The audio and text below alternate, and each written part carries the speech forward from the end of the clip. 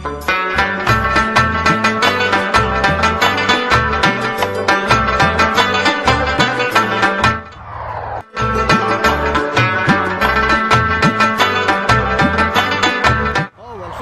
خیر راغلو خو خبره داسې چې ډېر مشکل سره راغلو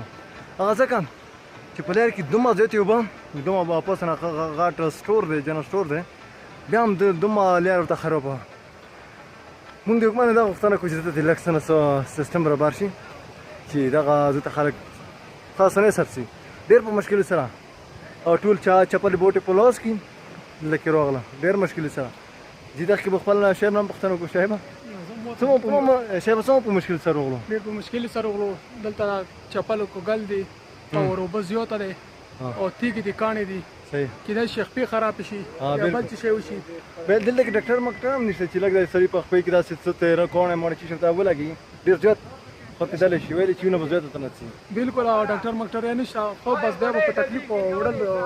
کېدل دا ډېره مشکله خبره بیا هم مننه کوو چې زموږ ته په لیکلي په خیر راغلی بالکل په خیر راغلی ښکلی ایره دی ډېر زبردست ایره دی خو بس خبره داسې چې روډونو سهولت خو پیدا نه لري که هم دا کچا روډ کچوچ روډ دی اور بل چې دی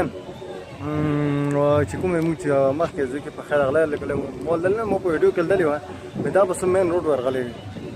خو تقریبا یو داسې 5-8 منټ مزل دی په خپور کې د اوبو کې دومره زیات په تکلیف چې